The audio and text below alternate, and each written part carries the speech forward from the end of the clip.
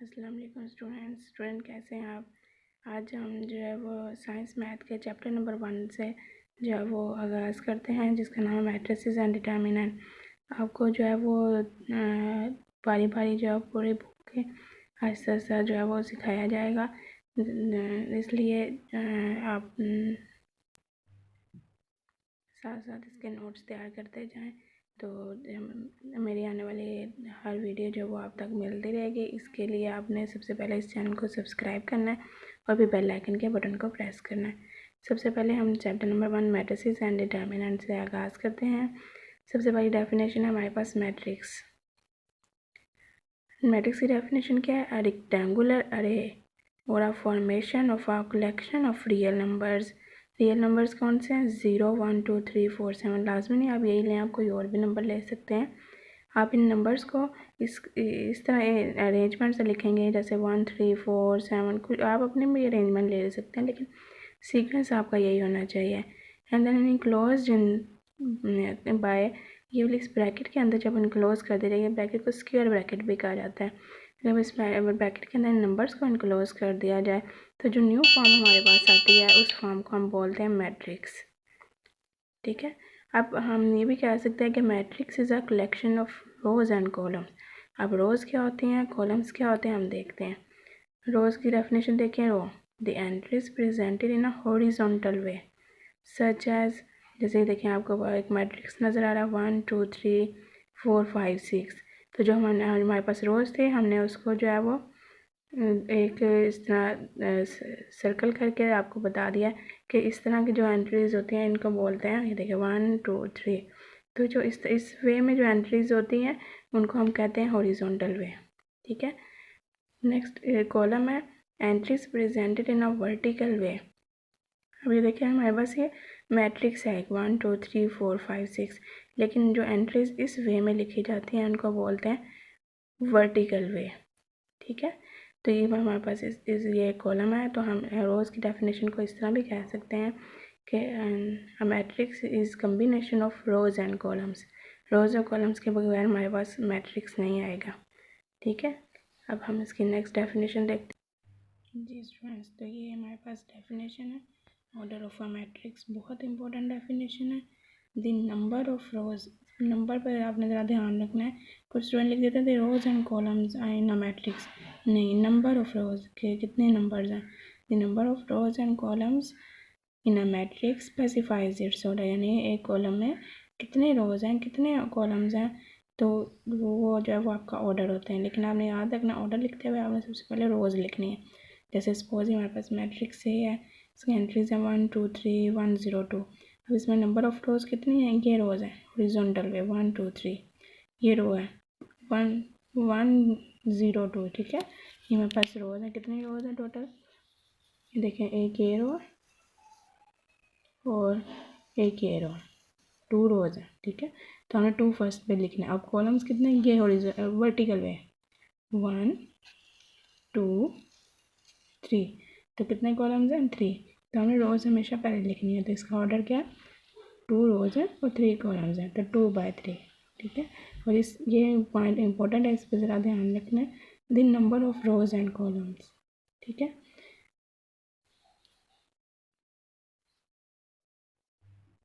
जी student, ये हमारे पास जो है वो इसकी नेक्स्ट डेफिनेशन है इक्वल मैट्रिसेस। बहुत इंपॉर्टेंट डेफिनेशन है और अक्सर बच्चे जो है वो इस डेफिनेशन को लिखने में बहुत ज़्यादा गलती कर जाते हैं। कौन सी गलती करते हैं हम देखते हैं। यहाँ पे डेफिनेशन है इक्वल मैट्रिसेस।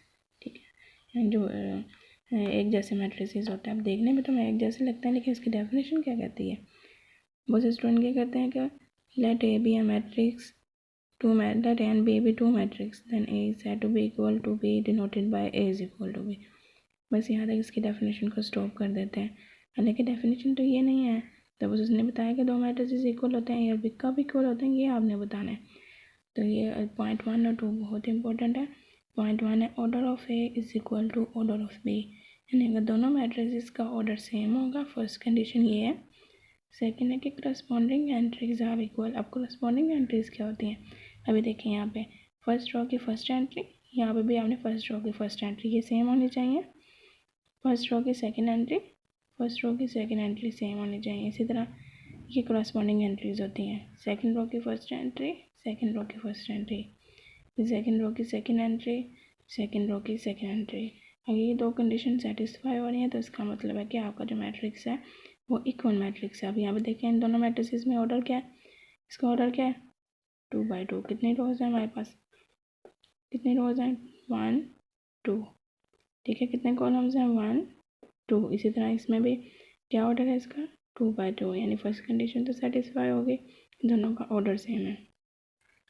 करस्पॉन्डिंग एंट्रीज की फर्स्ट एंट्री रो की क्या है 1, इसकी क्या 1 3 ये करस्पॉन्डिंग एंट्रीज होती हैं। तो हमने इक्वल मैट्रिसेस की डेफिनेशन यहाँ तक ही स्टॉप नहीं कर देनी, आगे इसकी दो कंडीशन लाजमी लिखनी है। Order of A is equal to order of B and corresponding entries are equal.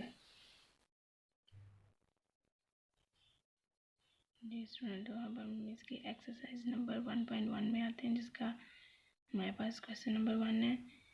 Question number 1 में वो कह रहा है कि आप इन मैट्रिसेस के ऑर्डर बताएं, ऑर्डर क्या होते हैं। जैसे ए मैट्रिक्स उसने दिया हुआ, हमने इसका ऑर्डर बताना है। तो ऑर्डर क्या डेफिनेशन थी, number of rows and columns, यानी कितने नंबर रोज हैं कितने कॉलम्स हैं। तो इस मैट्रिक्स में कितनी रोज हैं 1 और 2 रोज हैं, कॉलम्स कितने 1 और 2, यानी 2 रोज हैं 2 कॉलम्स। इसका ऑर्डर क्या आएगा 2/2, ठीक है। इस तरह बी में कितनी रोज हैं 1 2, कितने कॉलम्स हैं 1 2, तो इसका ऑर्डर क्या आएगा 2/2। सी मैट्रिक्स कितनी रोज हैं 1, कितने कॉलम्स हैं 2, तो इसका ऑर्डर क्या आएगा 1/2। इस अब डी में हम देखते हैं कितनी रोज है, स्ट्रेट आपने देखनी है 1 2 3, कितने रोज हैं 3, कॉलम्स कितने हैं इसके 1, तो इसका ऑर्डर क्या आएगा 3/1। ई में देखें ज़रा कितनी रोज है हमारे पास 1 2 3, तो कितने रोज हैं 3, इस तरह आपने देखना है। देखें 1 2 3, और यहाँ पे कितने कॉलम्स हैं 1 और 2, तो ऑर्डर क्या आएगा 3/2। इसमें कितने रोज हैं 1 और कॉलम कितना है 1, तो ऑर्डर क्या आएगा 1/1।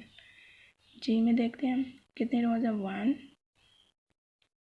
2 3 रोज हैं, कॉलम्स 1 2 3, तो ऑर्डर क्या आएगा 3/3। इसी तरह एज में कितनी रोज हैं 1 2, तो ऑर्डर में 2 आएगा, पहले रोज 2 है, कॉलम कितने 1 2 3।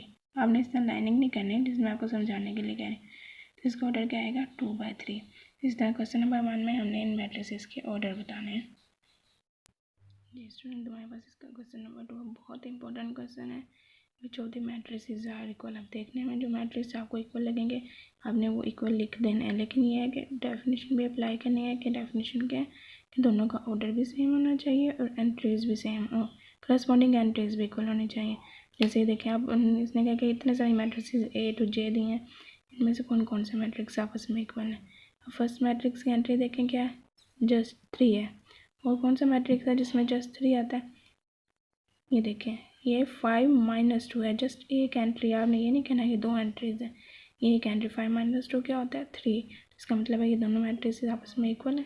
तो ए इज इक्वल टू, यहाँ पे हम लिख देंगे ए इज इक्वल टू सी, ठीक है। अब बी की मैट्रिक है 3 5, और कोई मैट्रिक्स आपको 3 5 में नज़र आ रहा है।